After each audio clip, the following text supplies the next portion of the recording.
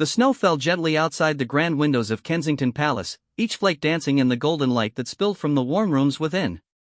Princess Elena stood at her bedroom window, watching the white blankets slowly cover the perfectly manicured gardens. At 28 years old, she had grown accustomed to spending Christmas in the public eye, but this year felt different. This year, she felt more alone than ever before. The palace buzzed with activity as staff members hurried through the corridors, preparing for the annual Christmas festivities. The sound of their footsteps echoed through the marble halls, mixing with the distant chatter of voices and the occasional ring of a telephone. Elena pressed her forehead against the cool glass, her breath creating small clouds of fog that quickly disappeared. Her lady-in-waiting, Margaret, knocked softly on the door before entering. The older woman had served the royal family for over 30 years, and her kind eyes immediately noticed the princess's melancholy mood. Margaret carried a silver tray with steaming tea and fresh scones, the comforting aroma filling the room as she set it down on the antique table near the fireplace. "Your Highness, you've been standing there for nearly an hour," Margaret said gently, her voice carrying the warmth of genuine concern. "The tea will help warm you up." Elena turned away from the window, offering a small smile that didn't quite reach her eyes. She had perfected this expression over the years, a diplomatic smile that could fool photographers and dignitaries but never Margaret. The princess moved gracefully across the room, her silk robe flowing behind her like water. "I was just thinking about Christmas when I was little," Elena said, settling into the plush armchair beside the fireplace. The flames crackled and popped, casting dancing shadows across her delicate features. "Do you remember how excited I used to get? I would barely sleep on Christmas Eve, and I'd wake up before dawn to see if Father Christmas had come." Margaret's face softened with the memory as she poured the tea into fine china cups decorated with tiny painted roses. "I remember having to practically drag you away from the Christmas tree every evening in December. You would sit there for hours, just staring at the presents, trying to guess what was inside each one." The princess laughed softly, a genuine sound that filled Margaret's heart with warmth. "And you would always find me there in the morning, curled up on the rug beneath the tree, fast asleep with my favorite teddy bear." "Prince Theodore," Margaret said with a smile. "You named him after your grandfather." "I still have him," Elena admitted, a slight blush coloring her cheeks. "He's in the closet upstairs. Sometimes, when I feel particularly lost, I think about getting him out again." Margaret sat down in the chair across from her, something she rarely did, but the informality of the moment seemed to call for it. "What's troubling you this Christmas, dear one? And, please, speak freely. These old walls have heard far more secrets than anything you could tell me." Elena wrapped her hands around the warm teacup, drawing comfort from its heat. She had been dreading this conversation, but she knew Margaret would see through any attempt to deflect. The older woman had an uncanny ability to read her emotions, a skill honed through years of watching over her. "The Christmas charity gala is in 3 days," Elena began, her voice barely above a whisper. 500 guests, all expecting me to be the perfect princess, smiling and gracious and completely in control. But, inside, I feel like I'm falling apart." Margaret leaned forward, her eyes filled with understanding. She had watched Elena grow from a carefree child into a poised young woman, but she had also witnessed the weight of royal responsibility slowly chip away at her natural spontaneity and joy. "Tell me what's in your heart," Margaret encouraged. Elena set down her teacup and stood up, beginning to pace in front of the fireplace. Her movements were restless, like a caged bird longing for freedom. "I feel so disconnected from everything that used to matter to me. Christmas used to be about magic and wonder and spending time with people I loved. Now it's about photo opportunities and speeches and making sure I don't say anything that might cause a scandal." She paused by the mantelpiece, running her fingers along the edge of a silver-framed photograph. In the picture, a much younger Elena sat on her father's lap while her mother adjusted a crooked Christmas ornament on the tree behind them. Her parents had been gone for 5 years now, victims of a tragic car accident that had thrust Elena into a role she had never expected to inherit so young. "I miss them so much during the holidays," Elena whispered, her voice breaking slightly. "Mother always made Christmas feel special, even with all the royal obligations. She had this way of finding magic in the smallest moments. Father would read us Christmas stories by the fire, doing different voices for all the characters until we were all laughing so hard we could barely breathe. Margaret rose from her chair and moved to stand beside the princess, placing a gentle hand on her shoulder. They would be so proud of the woman you've become, Elena. You carry their love and their values in everything you do. But I don't feel like I'm honoring their memory, Elena replied, tears beginning to form in her eyes. I feel like I'm just going through the motions, playing a part that someone else wrote for me. When did Christmas become just another royal duty instead of a celebration of love and family? The question hung in the air between them, heavy with emotion and longing. Margaret had no easy answer because she knew that Elena's struggle was real and valid. The transition from protected princess to reigning monarch had been brutal and swift, leaving little time for grief or adjustment. Perhaps, Margaret said carefully, this year could be different. Perhaps this Christmas could be about rediscovering what the holiday means to you, not as a queen, but as a woman who has loved and lost and is still learning how to find joy again. Elena wiped away a tear that had escaped down her cheek. How can it be different when everything is already planned? The guest list is finalized, the menu is set, the schedule is carved in stone. There's no room for spontaneity or genuine connection. Margaret moved to the window where Elena had been standing earlier, looking out at the snow-covered grounds. In the distance, she could see the lights of London twinkling like earthbound stars. Do you remember the Christmas when you were 12, and the blizzard knocked out the power in half the city? Elena's eyes lit up with the memory. The Christmas dinner had to be cancelled because the kitchen couldn't function without electricity. Mother was beside herself until Father suggested we have a picnic by the fireplace instead. Your parents sent the staff home to be with their families, and the three of you spent the evening eating sandwiches and playing board games by candlelight, Margaret continued. You told me later it was the best Christmas you'd ever had. Because it was real, Elena realized, her voice growing stronger. Because for one night, we weren't performing for anyone. We were just a family, enjoying each other's company. Margaret turned back to face the princess, her eyes sparkling with an idea. What if this year's gala could have elements of that same authenticity? What if, instead of another stuffy formal dinner, you created something that actually brought people together? Elena felt a flutter of excitement in her chest, the first genuine enthusiasm she had experienced in weeks. But how? The planning committee would have a collective heart attack if I suggested major changes this close to the event. Small changes can have a big impact, Margaret suggested. What if you started with yourself? What would make this Christmas meaningful for you? The princess thought for a moment, her mind racing with possibilities. I would want to actually talk to people, not just exchange pleasantries. I would want to hear their stories, learn about their lives outside of their titles and positions. I would want the evening to feel warm and personal, not like a business transaction. Then, start there, Margaret encouraged. You have the power to set the tone for the entire evening. If you approach each interaction with genuine curiosity and warmth, others will respond in kind. Elena felt a spark of hope beginning to grow within her. For the first time in months, she could imagine a path forward that didn't involve simply enduring her responsibilities. What about the children who will be there? The young guests who come with their parents? Margaret smiled, recognizing the caring heart that had always been Elena's greatest strength. What would you want for them? I would want them to feel the magic of Christmas, Elena said without hesitation.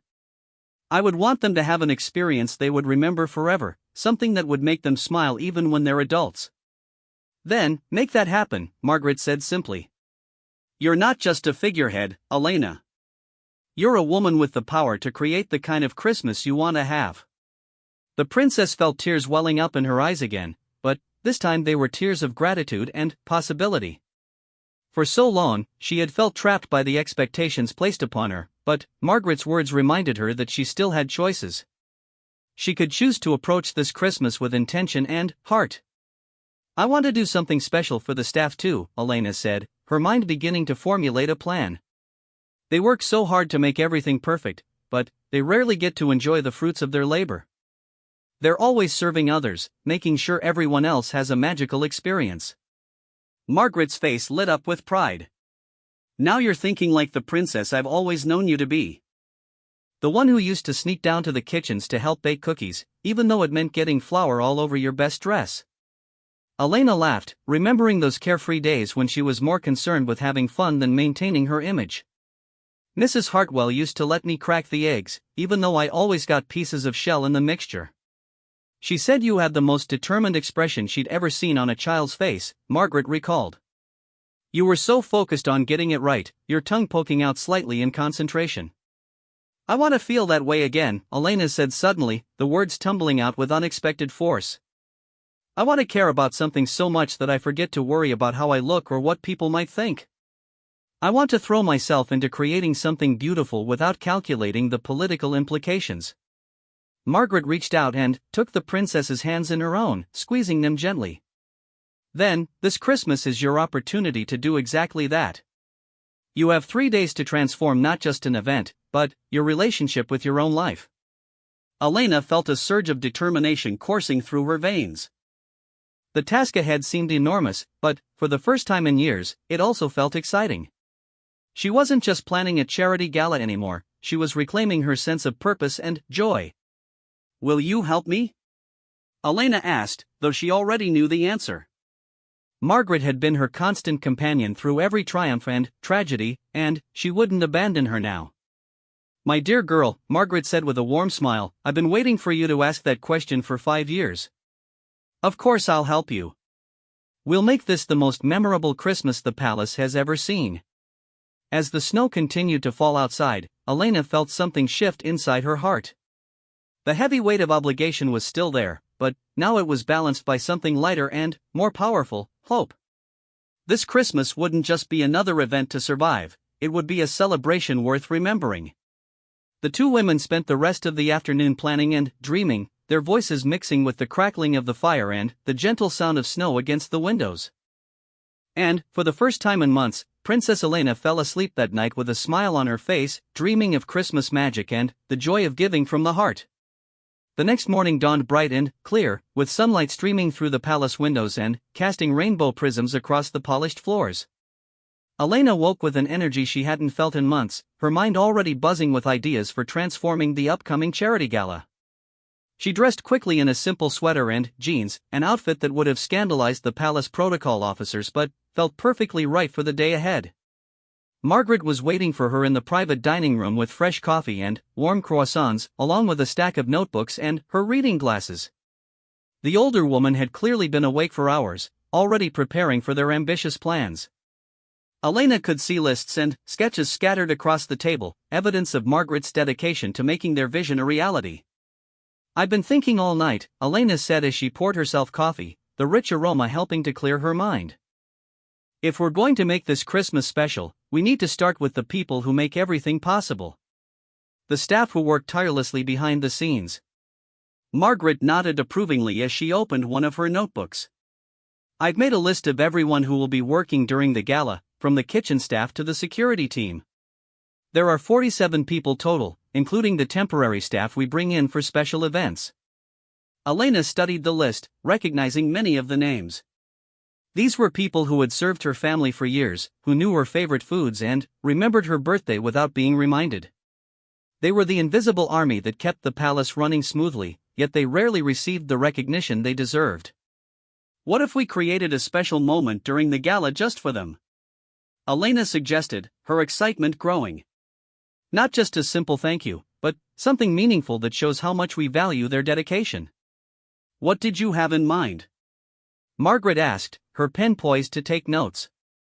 Elena walked to the window, looking out at the gardens where several groundskeepers were already at work despite the early hour. Something personal. Something that acknowledges each person individually, not just as a collective group. She turned back to Margaret, her eyes bright with inspiration.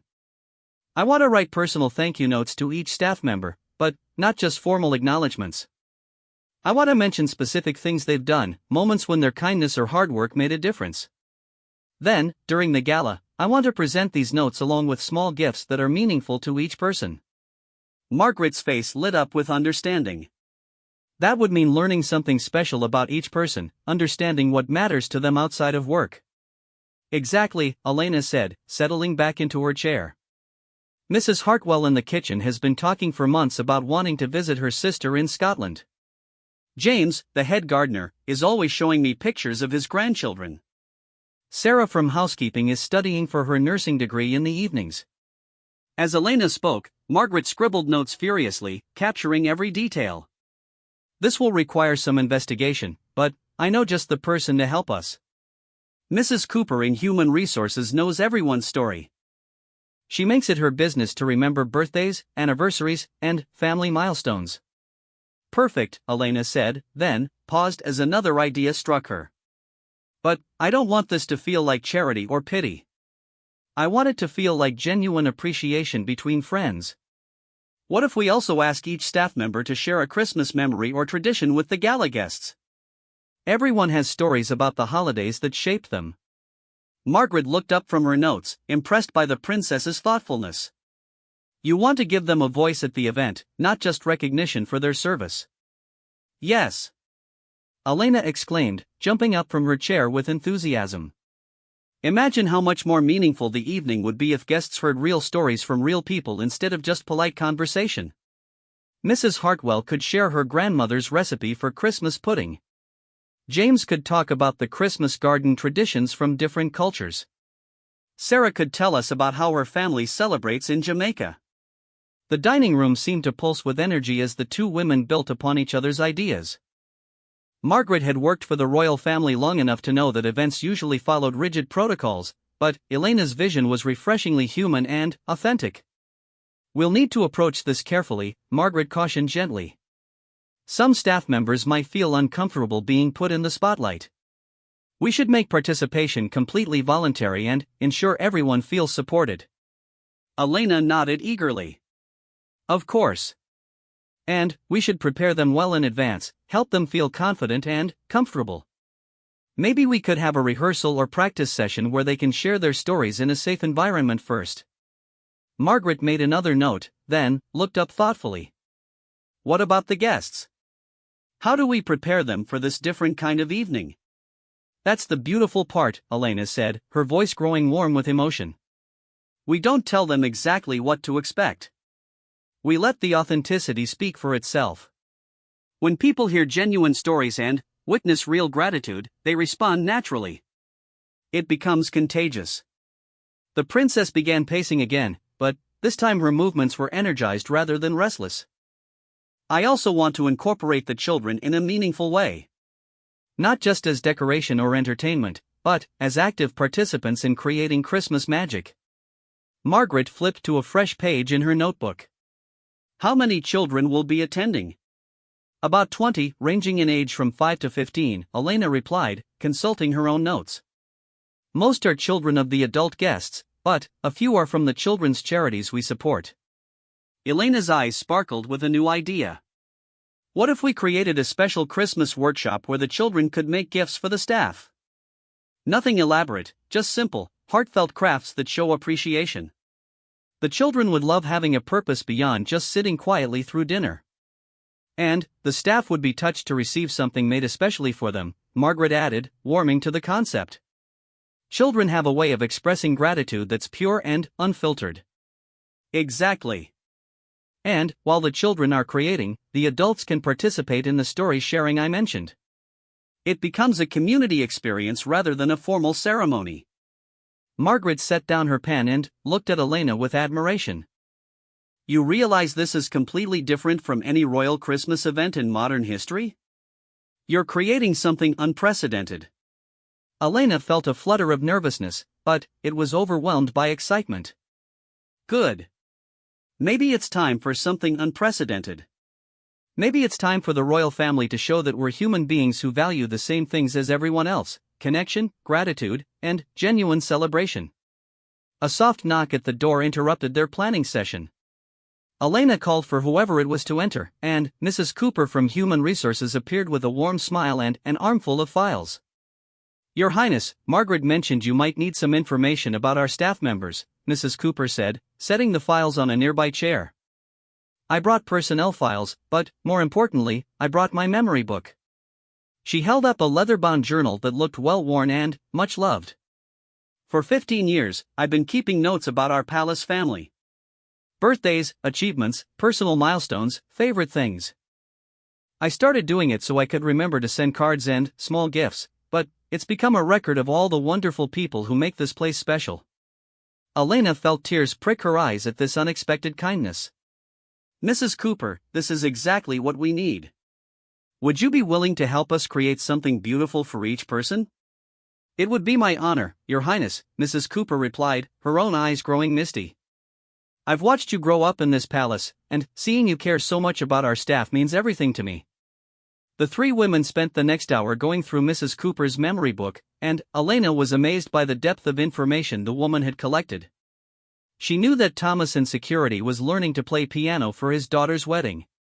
She remembered that Maria in housekeeping had just become a grandmother for the first time. She had recorded that David in maintenance was building a treehouse for his young son. This is incredible, Elena murmured as she read through the entries. You've captured so much love and attention to detail. Each person's story is precious. Mrs. Cooper beamed with pride. They're all precious people, Your Highness. Each one brings something special to our palace family. As they worked, Elena began to see her staff not just as employees, but as individuals with rich, complex lives full of hopes, dreams, and challenges. The security guard who always smiled at her in the morning was also a devoted father. The housekeeper who kept her rooms spotless was pursuing her dreams of higher education. The gardener who maintained the beautiful grounds was an artist who saw beauty in every growing thing. I want to meet with each person individually before the gala, Elena announced suddenly. Not formal meetings, but casual conversations where I can really listen to them and understand what would make this Christmas special for them.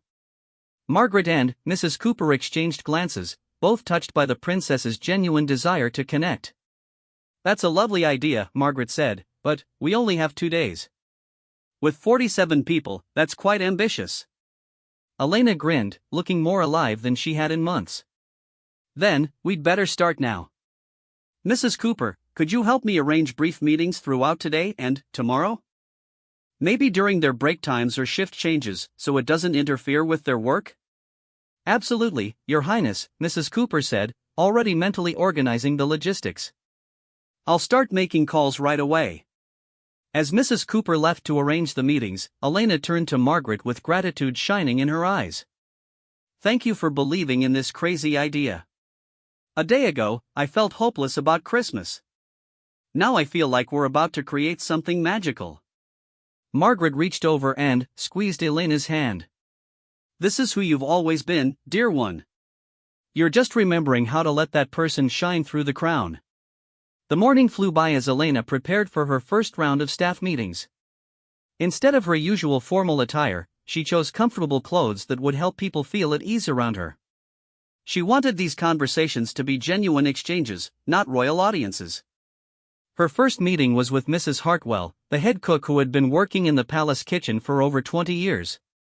Elena found her in the herb garden behind the kitchen, selecting fresh rosemary for the day's lunch preparation. Mrs. Hartwell, Elena called out, causing the older woman to look up in surprise. Do you have a few minutes to chat? I'm hoping to learn more about what makes Christmas special for you. Mrs. Hartwell wiped her hands on her apron, looking slightly nervous but pleased. Of course, Your Highness. Though I'm not sure what I could tell you that would be of interest.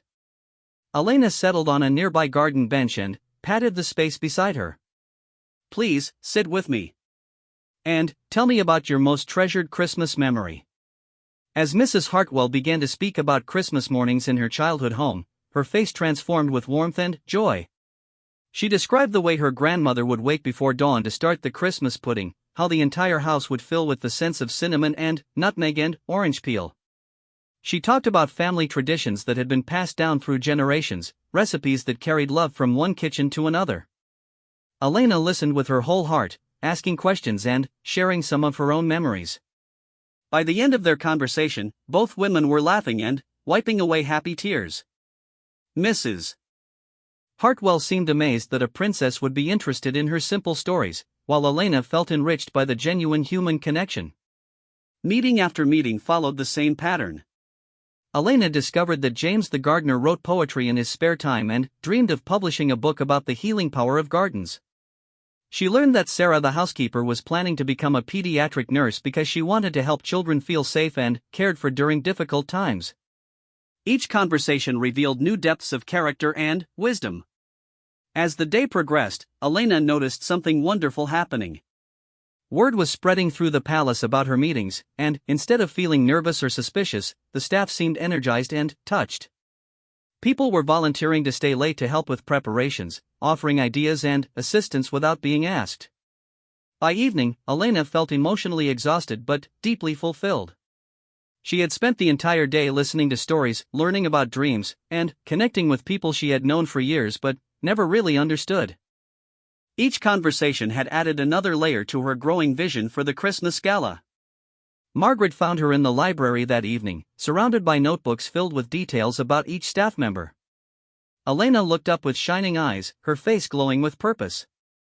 "Margaret," she said softly, "I understand now what Mother meant when she said that Christmas magic isn't something you create, it's something you discover.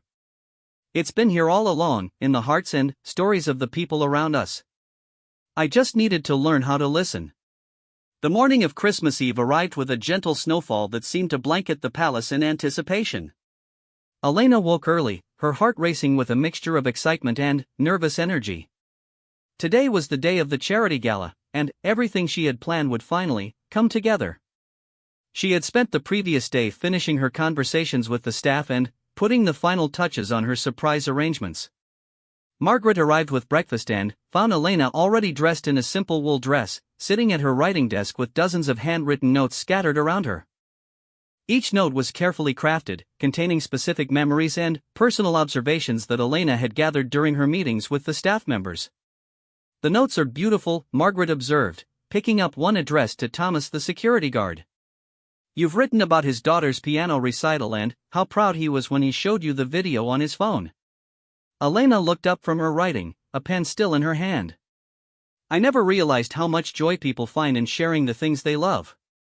Thomas's eyes completely lit up when he talked about his daughter's musical talent. "It made me remember how my father used to beam with pride when I played violin at family gatherings." Margaret sat down in the chair across from the desk, watching Elena with maternal affection. "You've rediscovered something precious this week, haven't you?" "I've rediscovered the art of really seeing people," Elena replied, setting down her pen and stretching her tired fingers. "For so long, I've been so focused on my own role and responsibilities that I forgot to pay attention to the individuals who make my world possible." The princess stood and walked to her window, where she could see the final preparations taking place in the courtyard below. Staff members were hanging evergreen garlands and positioning luminaries along the pathway where guests would arrive that evening. Even from her high window, she could sense the energy and excitement building throughout the palace. "Are you nervous about tonight?" Margaret asked gently. Elena considered the question carefully. "I'm nervous about whether I can pull off something this different from what people expect. But I'm not nervous about the intention behind it. I know in my heart that what we're doing is right." A knock at the door interrupted their conversation, and Mrs. Cooper entered with a large basket filled with small wrapped packages. Her face was glowing with excitement as she set the basket down near Elena's desk. "The gifts are ready, Your Highness," Mrs. Cooper announced. "Each one is specifically chosen based on what you learned about that person. The bookstore downtown helped us find a first-edition poetry collection for James the gardener. The art supply shop prepared a beautiful watercolor set for Maria, who mentioned wanting to paint again after retirement." Elena felt a surge of gratitude for Mrs. Cooper's attention to detail. "And the nursing textbook for Sarah?"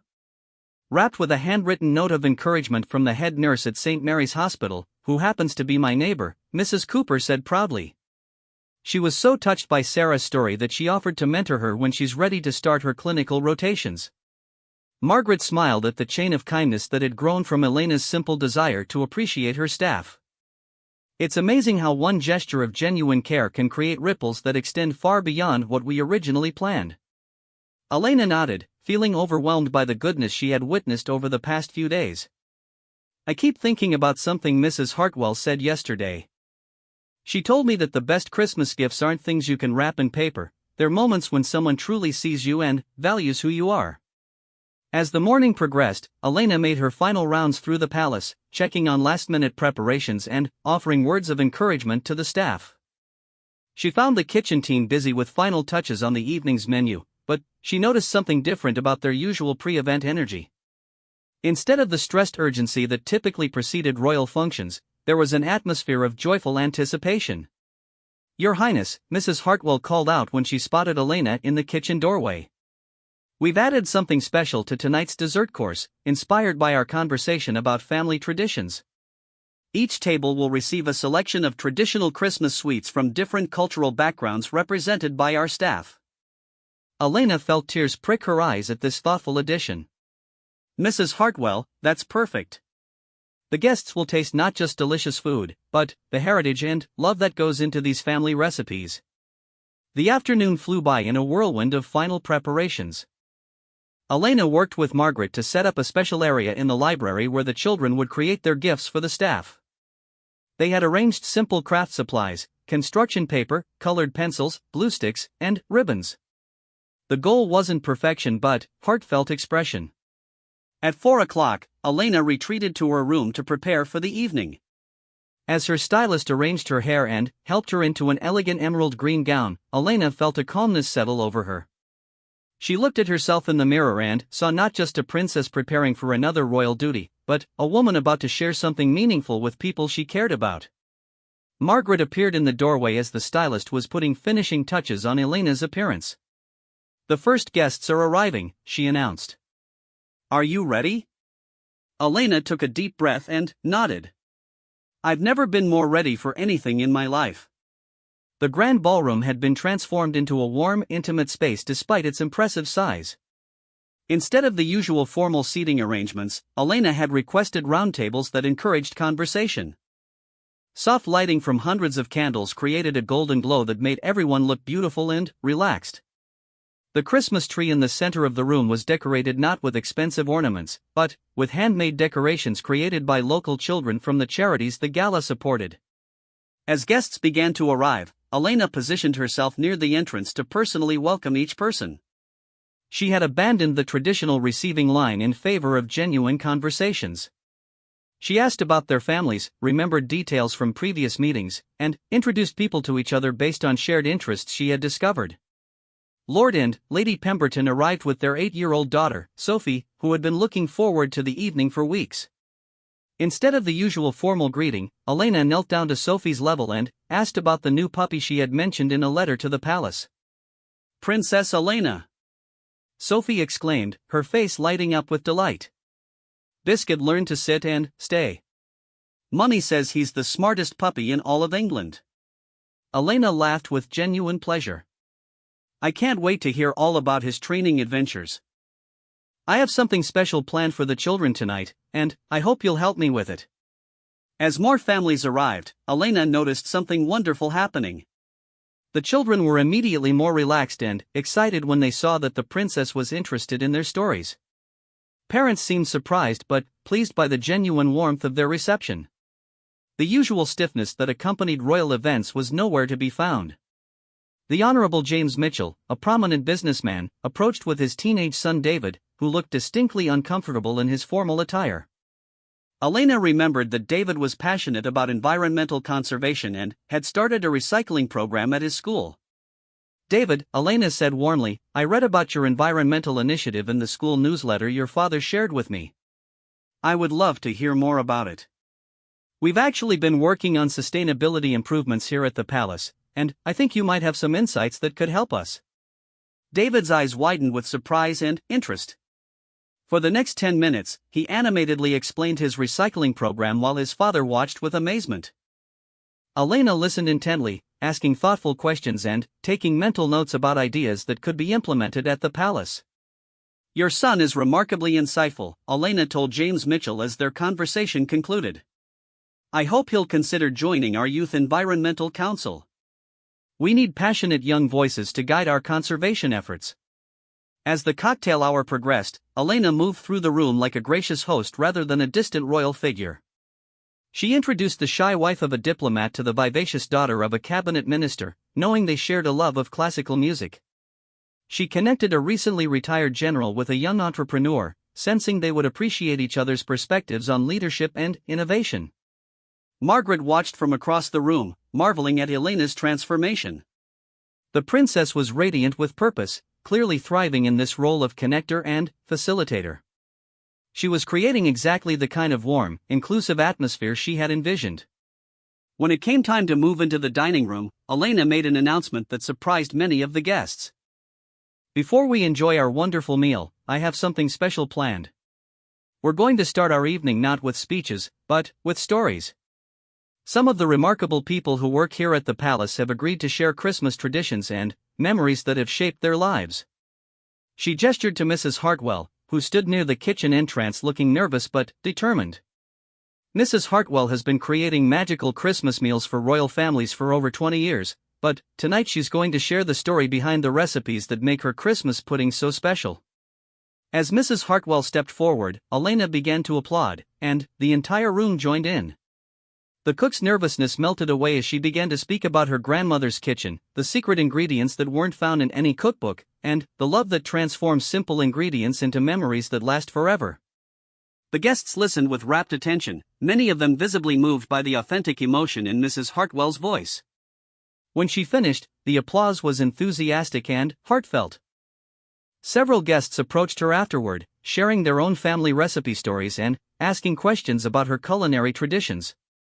James the gardener followed with a brief talk about the Christmas garden traditions from around the world, explaining how different cultures use plants and flowers to celebrate the holiday season.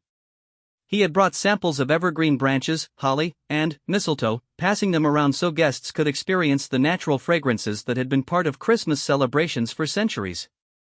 In my home country of Wales, James said with quiet pride, we believe that bringing living green into our homes during winter connects us to the promise of spring and renewal. Every Christmas decoration tells a story of hope and continuity. Elena watched the faces of her guests as they listened to James speak, and she saw something beautiful happening. Walls were coming down, pretenses were being set aside, and people were connecting with each other on a human level. The formal boundaries between royalty, aristocracy, and working people were dissolving in the face of shared stories and genuine appreciation.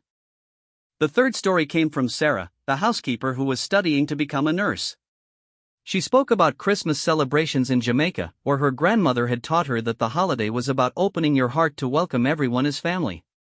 She described the tradition of preparing extra food for unexpected guests, believing that generosity creates the space for miracles to happen.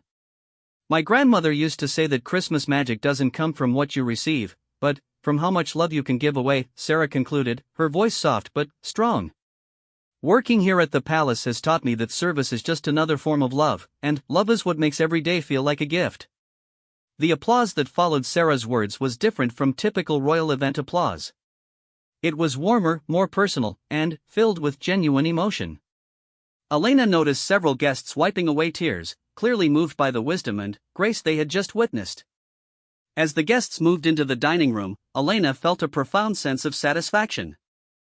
The evening was unfolding exactly as she had hoped, with authentic connection replacing polite conversation and real appreciation taking the place of formal obligation. The Christmas magic she had been searching for was blooming all around her, created not by elaborate decorations or expensive entertainment, but by the simple act of honoring the humanity in every person present. The dining room glowed with warmth as guests settled into their carefully arranged seats. Elena had worked with Margaret to ensure that each table brought together people who might not normally have the opportunity to really know each other. Children sat beside adults, diplomats found themselves next to artists, and business leaders discovered they were sharing conversation with teachers and community volunteers. As the first course was served, Elena noticed something remarkable happening at each table.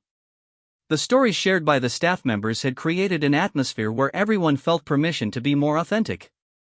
Conversations that might have remained safely superficial were becoming deeper and more meaningful. At the table nearest to Elena, she overheard 10-year-old Emma asking Lady Catherine about her childhood Christmases. Instead of giving a polite, brief answer, Lady Catherine found herself telling stories about her grandmother's house in the countryside, complete with descriptions of sledding down frozen hills and building snow forts that lasted until spring.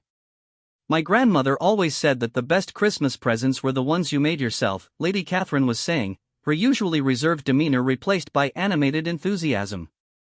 One year, I spent weeks knitting scarves for everyone in the family.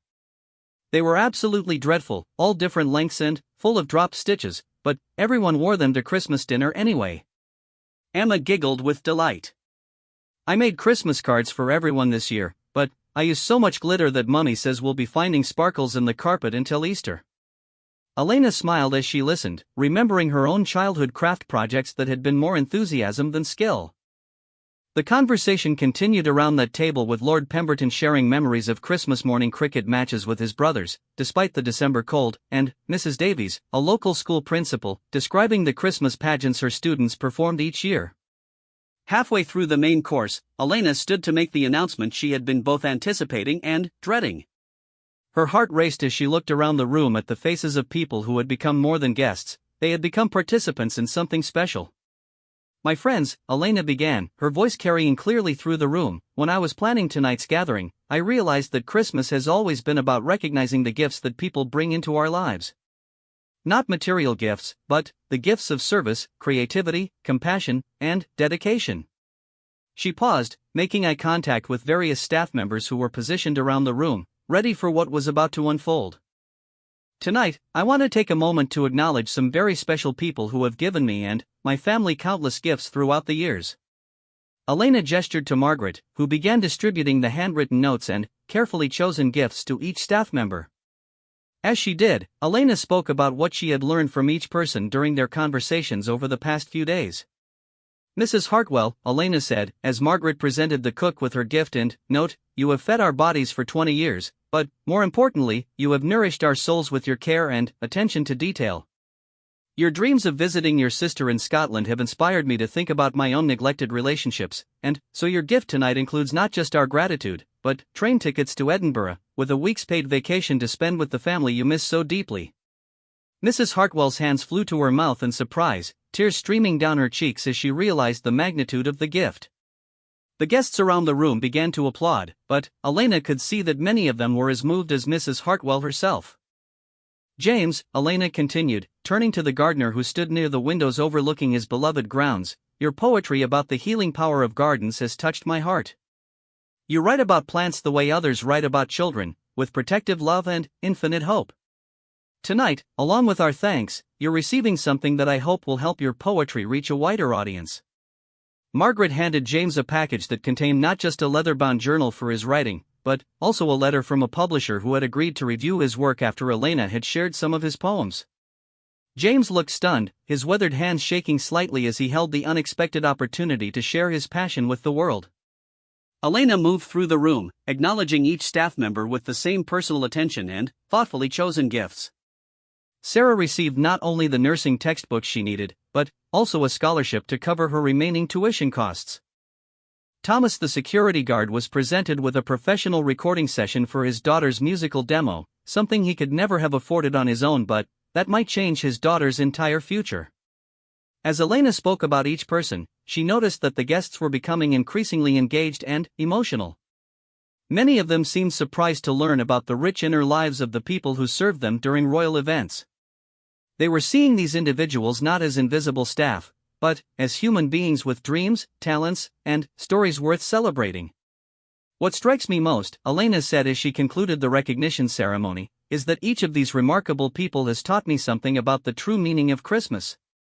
They've shown me that the greatest gift we can give each other is genuine attention, authentic appreciation, and the recognition that every person has value that extends far beyond their job title. The applause that followed was unlike anything Elena had ever heard at a royal event. It was enthusiastic and sustained, filled with genuine emotion and respect. Many guests rose to their feet, and Elena noticed that several were approaching staff members to continue conversations and express their own appreciation. Margaret appeared at Elena's side, her eyes shining with pride and affection.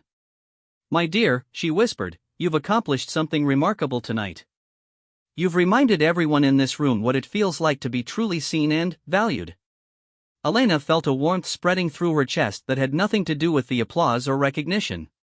For the first time in years, she felt aligned with her deepest values and authentic self. The crown on her head felt less like a burden and more like a tool for creating positive change. As the formal dinner portion of the evening concluded, Elena announced the final element of her surprise. "I have one more invitation for all of you tonight. The children among us have been working on a very special project, and they've asked if they could share it with everyone."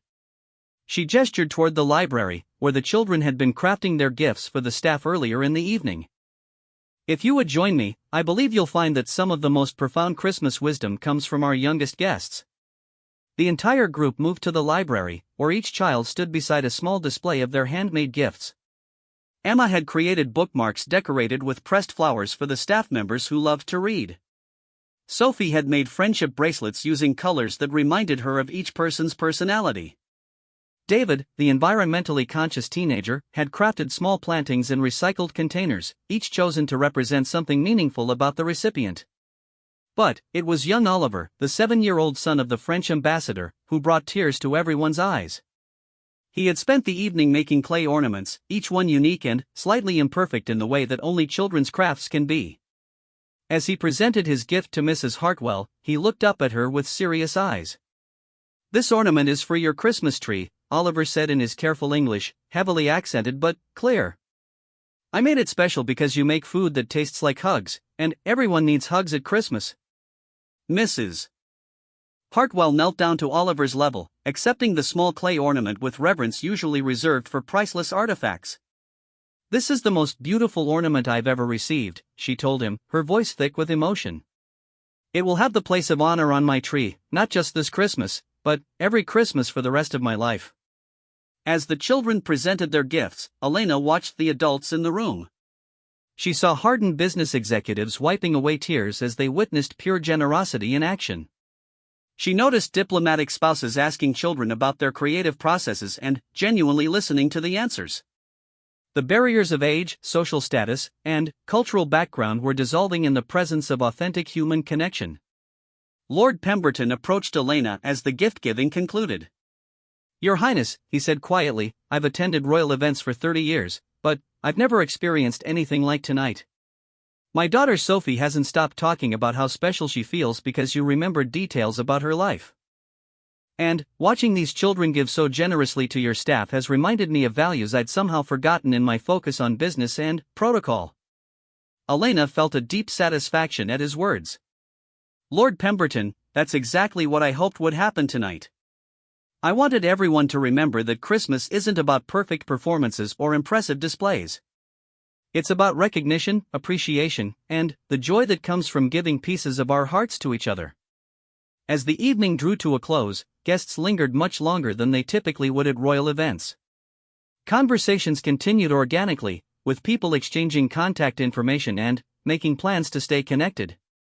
Children were making friends across cultural and social lines, while adults discovered shared interests and passions they never would have known about in more formal circumstances. Elena found herself in the garden courtyard as the last guests were preparing to leave. Snow was still falling gently, creating a magical winter wonderland illuminated by the soft lights strung throughout the trees. Margaret joined her, both women wrapped in warm coats, watching families make their way to their cars with hearts full of unexpected joy. "Look," Margaret said softly, pointing toward the main entrance. Mrs. Hartwell was standing with Lady Catherine and Emma, all three of them laughing as Emma showed Mrs. Hartwell how to make a proper snow angel. The sight of a royal guest and a palace cook lying side by side in the snow, creating art with their bodies while a child directed their technique, perfectly captured the spirit of the evening. "This is what Christmas should always feel like," Elena murmured, feeling tears of gratitude freezing on her cheeks in the cold air. Not perfect, not formal, not calculated for effect. Just real people sharing real moments and discovering that we're all more connected than we ever imagined. Margaret slipped her arm through Elena's, the gesture both protective and celebrating. "You found your way back to yourself tonight, dear one. Your parents would be so proud of the woman you've become and the princess you've chosen to be." Elena leaned into Margaret's warmth, feeling more at peace than she had in years. "I finally understand what Mother meant when she said that being royal isn't about being set apart from people, it's about using your position to bring people together. Tonight wasn't about showing anyone how generous or gracious I am. It was about creating space for everyone to show the best parts of themselves." As they watched the last car disappear into the snowy night, Elena felt a profound shift in her understanding of her role and her life. The loneliness that had plagued her for months had been replaced by a sense of connection that extended far beyond the palace walls. She had discovered that Christmas magic wasn't something that happened to her, but something she could create by approaching each relationship with curiosity, appreciation, and authentic care. The staff members were cleaning up inside the palace, but their movements were unhurried and their voices carried laughter and excitement. Elena could hear them sharing stories about the gifts they had received and the conversations they had enjoyed with guests. The evening had transformed not just the guests' experience, but the staff's understanding of their value and importance. As Elena and Margaret finally went inside, they passed by the kitchen where Mrs. Hartwell was carefully placing Oliver's clay ornament in a place of honor on her workstation. The simple, imperfect gift seemed to glow in the warm kitchen light, a symbol of the unexpected treasures that emerge when people approach each other with open hearts. Elena climbed the stairs to her private apartments feeling exhausted but exhilarated. She had planned a Christmas event, but what she had actually created was a celebration of human connection that would ripple outward from this night for years to come.